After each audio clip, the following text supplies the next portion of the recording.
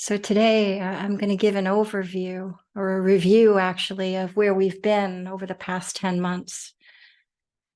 All year we've been working with the Paramis, with the 10 perfections, the virtues, the wholesome, healthy qualities of character that the Buddha is said to have perfected on the way to becoming a Buddha.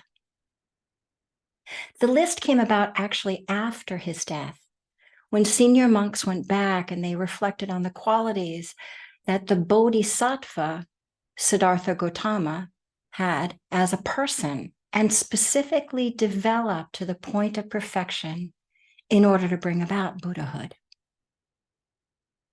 I find it really helpful to remember first and foremost that the Buddha was a human being, just like us, just like you and me. He wasn't a god, not with a capital G or a small g. No, it's said that in many lifetimes before becoming a Buddha, there were these essential qualities of character that he kept cultivating to the point that they became innate in him, that he no longer had to work to bring them forward. They just naturally arose. And that's what we're doing in the practice. We're learning how to bring these, how to condition these qualities and bring them forward. But for many lifetimes, he had to do the work of bringing them forward, just like you and me, in order to work with them and develop them. And as humans, we already have, to some extent, these qualities. They are generosity, ethical conduct, renunciation, wisdom, energy, patience, truthfulness, determination, lovingkindness, and equanimity. But for each of us, some of these qualities are more developed than others. What qualities arise quite naturally for you, and which ones need a little assistance? See for yourself. Ehipassiko. The practice is always a matter of deliberately bringing these qualities forward, both on and off the cushion, because these are the qualities that lead to less suffering and more ease of well-being. What makes these qualities special, what makes them transformative, is when we engage them mindfully, with compassion and skillful means. In other words, we are not practicing them to reinforce our ego, to assure ourselves that we're good people. No, no, no. We're actually training our hearts to not be fickle with goodwill. We train the heart-mind, the chitta, to discern how best to relate given the circumstances. So these paramis are actually an easy way for us modern day folk to bring forward the practice of mindfulness in our everyday life. They offer a nice framework for developing the right attitude toward whatever activity we're doing or whatever relationship we're in. In fact, this is exactly what I did for the first year of my 4-year retreat. I worked with the paramis. Each month, I focused on one theme, and I used it to steady my practice off the cushion, because that was and still is where I and most of us wobble or forget. Having a theme and many post-it notes I could use to keep remembering to return to the theme, that's what helped. Because the hardest part of the practice is remembering to remember. Post-it notes have been my helpful way of staying the course, of staying connected to the practice. The paramis provide a much more reliable way of measuring accomplishments in our life. Often we think of accomplishments as our productivity. That's what we're taught anyway, or like what we have done for others lately. Rarely, though, do we measure up to our own or somebody else's expectations. But these are wholesome qualities of character that are already there to some degree, that now we're going to keep learning to refine and develop. We know in our own heart, we know from inside when we've been generous, when we've been honest, kind, or compassionate. No one needs to tell us that.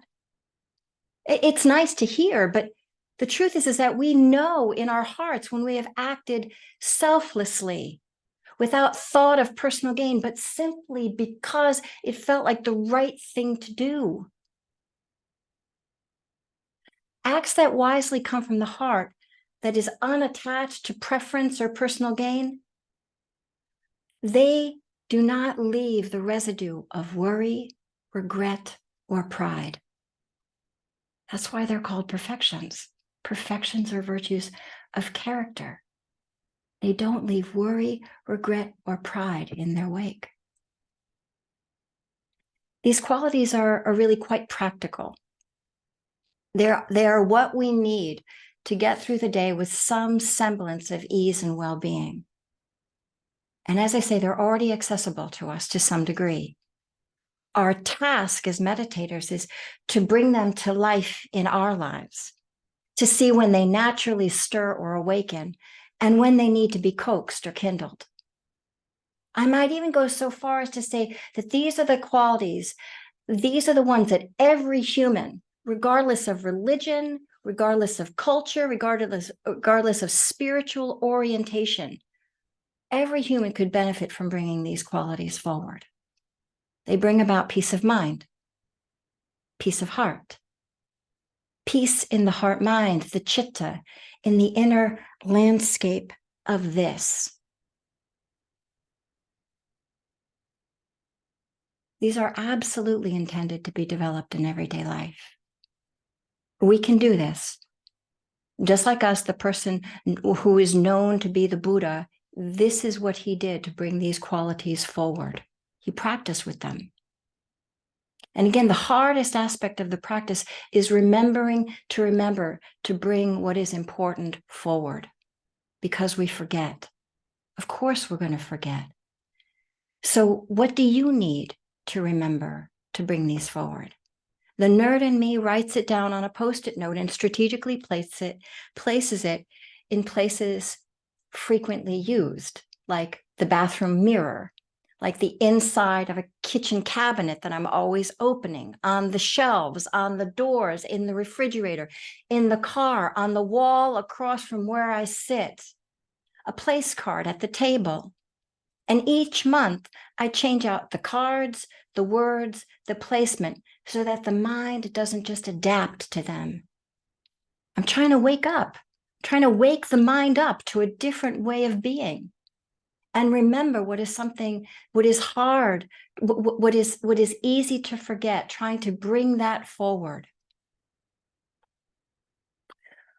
What helps you, for example, remember to give because you can, because you have, because when you might not feel otherwise? What helps you remember when you might not feel otherwise? What helps you remember to offer non-harm and goodwill when you might not normally feel that? What helps you remember to resist the temptation to say or do something unskillful when you might normally feel, say, or do something otherwise? What helps you be patient when impatience is present? What helps you to remember to be kind as a friend or as a gracious host might when you feel otherwise? What helps bring that forward? What helps you remember? What invites that moment of pause that helps you to consider from a different angle? For the next 10 weeks, we're going to spend 1 week on each parami: generosity, non-harm and goodwill, renunciation, wisdom, energy, patience, truthfulness, determination, loving kindness, and equanimity. Now, for the nerds out there, like me, those of you who might like to play with ideas, I'd like you to consider something over these next 10 weeks. Consider that each parami includes all of the other ones.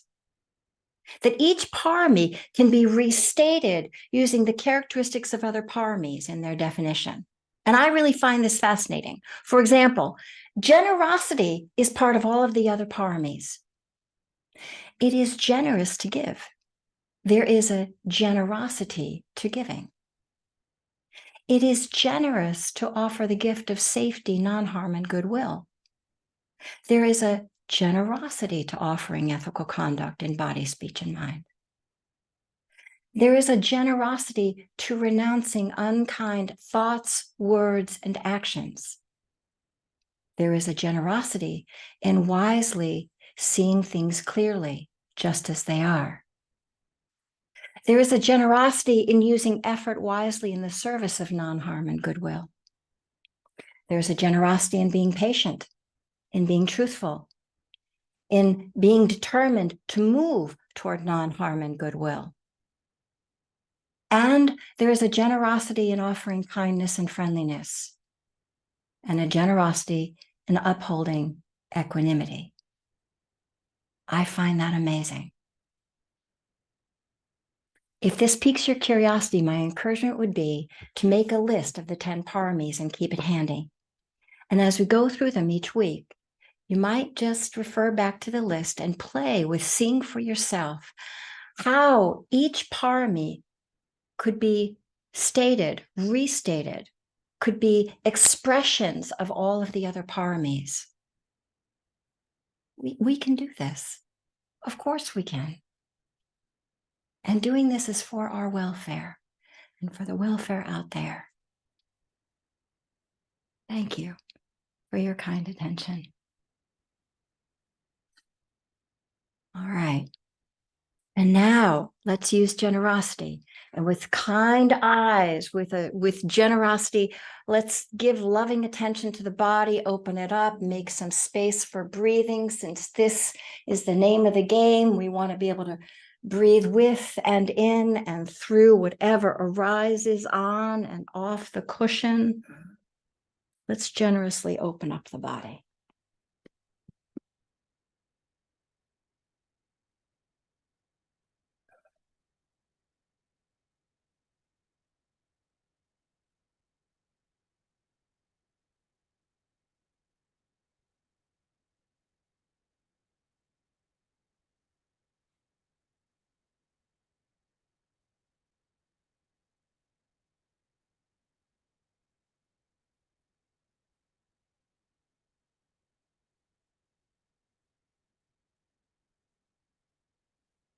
See what places need a little extra attention and give them what they need to relax a little and unwind.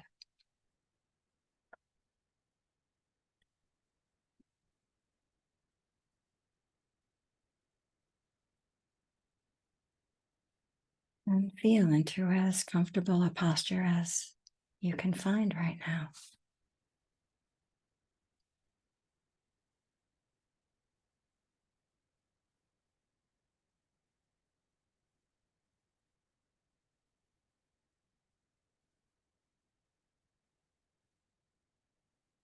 Maybe gently closing the eyes and turning the attention to the interior and taking a few deeper than usual inhalations and deeper than usual exhalations. And then let the breath go, let it find its own rhythm.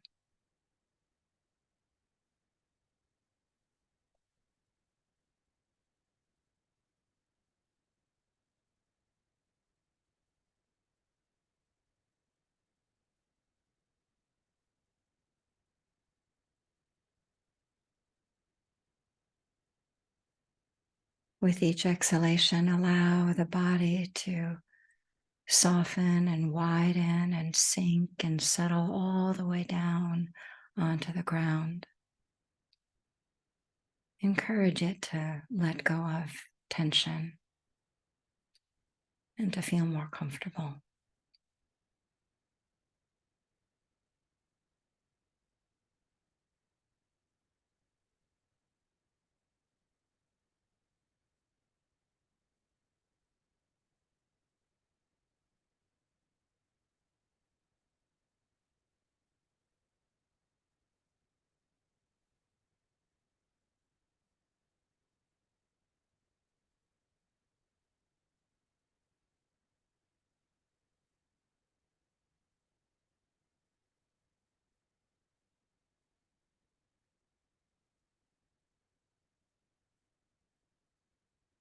And with kind eyes, you might turn and notice if there's any busyness in the mind, and let that busyness be like clouds in the sky. Let the busyness float on through. And instead, give very clear attention to coming into the present moment and to feeling at home.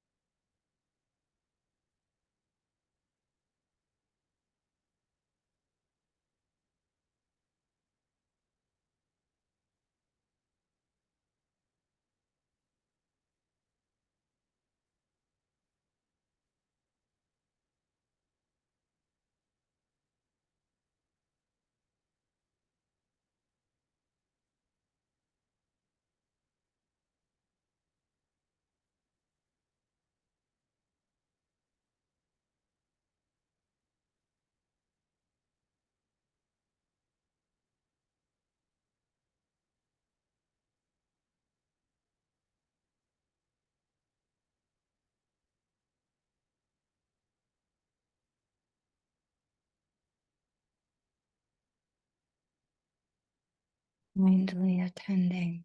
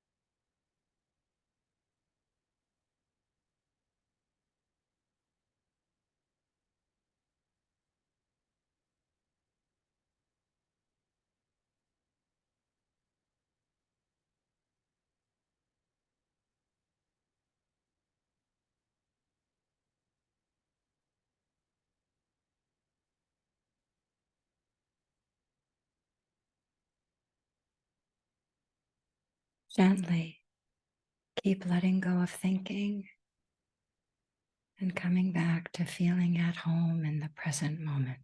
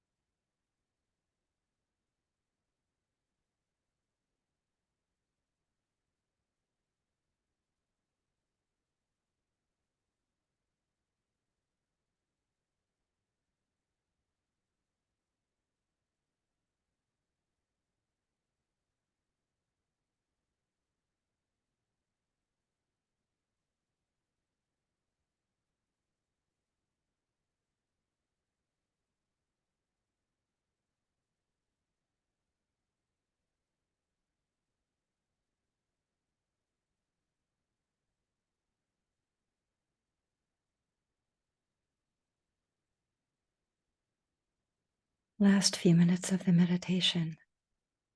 Check in and see if there's any way you can feel a bit more comfortable and at ease. Maybe a little movement, a little adjustment.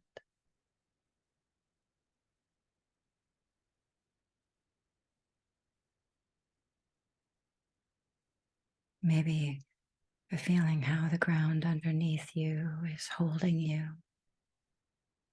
and that you have as much room as you need to breathe.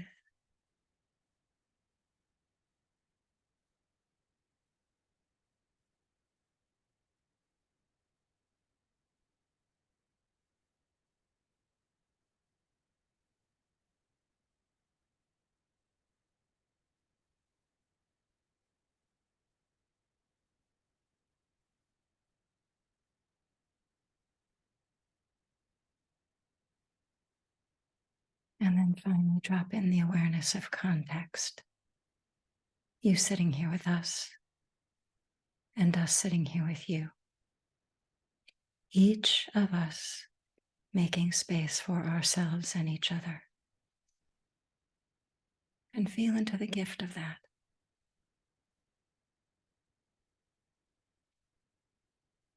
Breathe and receive that gift.